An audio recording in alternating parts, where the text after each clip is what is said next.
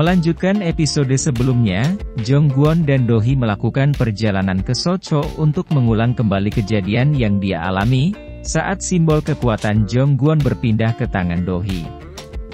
Mereka sangat berharap cara itu berhasil, agar Jongwon bisa selamat dari pemusnahan abadi. Sementara itu, Sok-hun dan Jin Ga-young juga menyusul mereka, untuk membatalkan ritual yang akan dia lakukan. Sebab, Sok-hun khawatir Jongwon akan mencelakai Do-hee, demi simbol kekuatannya kembali. Rupanya, No Do-gyong telah mengikuti Jongwon dan Do-hee untuk melakukan balas dendam. Kemudian, dia menabrak Do-hee. Jongwon dan Sok-hun berusaha menyelamatkan Do-hee. Tiba-tiba, muncul ledakan yang sangat besar.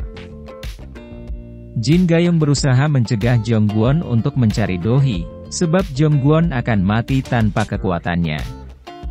Namun, Jongwon tetap menerobos masuk untuk menyelamatkan Do-hee. Dan benar saja, dia justru terjebak di dalam kobaran api. Sok-hun segera memanggil bantuan untuk menyelamatkan Do-hee dan Jongwon. Jongwon terus berusaha menghampiri Do-hee. Tak diduga, simbol kekuatannya berpindah.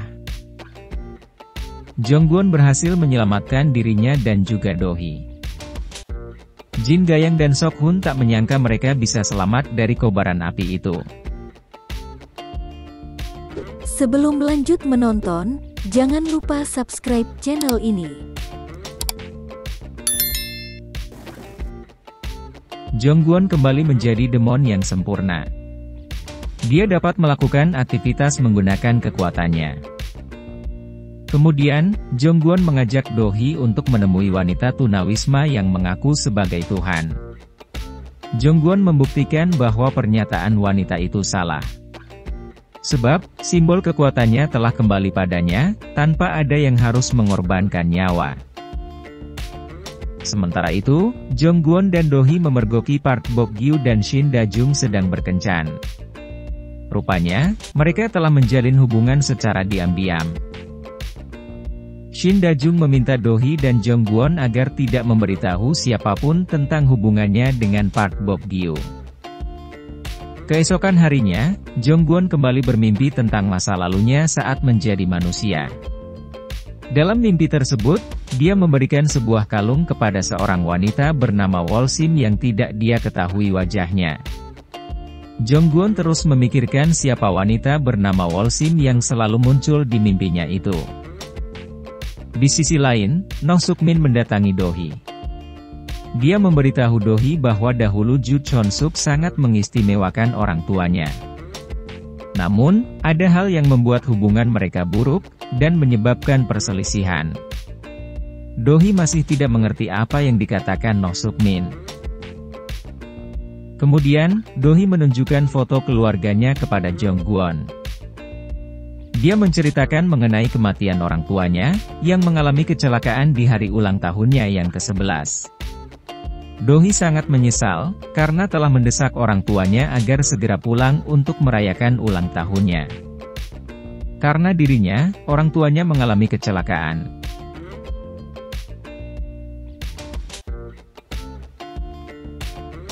Do-hee memberitahu Sok-hun bahwa Noh Suk-min datang menemuinya. Sok-hun tidak mengerti kenapa Do-hee masih mendapat ancaman, sedangkan dia sudah melepas semua warisan milik Ju Chon-suk. Kemudian, mereka berencana untuk mencari tahu apa yang diinginkan Noh Suk-min. Sok-hun berkunjung ke rumah Noh Suk-min. Dia berpura-pura berada di pihak Noh Suk-min untuk membantu masalahnya dengan Do-hee.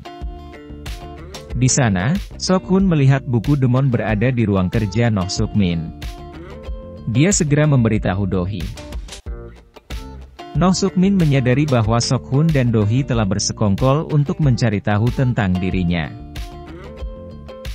Kemudian, Noh Suk-min meminta Noh Do-gyong untuk menyerahkan dirinya ke polisi dan mengaku sebagai pembunuh Ju Chon-suk dan juga yang mencelakai Do-hee. Tak butuh waktu lama, Do-gyong menyerahkan diri ke polisi sesuai perintah ayahnya. Do-hee sangat murka setelah mengetahui Do-gyong yang telah membunuh Ju Chon-suk. Do-gyong sangat tertekan, dia tampaknya mengalami gangguan mental. Sementara itu, Sok-hun berterima kasih kepada Jong-gwon karena telah menyelamatkan Do-hee. Dia tak menyangka seorang iblis bisa melindungi manusia. Sok-hun meminta Jong-gwon untuk memanggilnya kakak, sebab mereka telah menjadi keluarga. Kemudian, Jong-gwon mengantar Sok-hun pulang, karena Seok-hun sedang mabuk. Jong-gwon menyembuhkan tangan Sok-hun sebagai hadiah untuknya.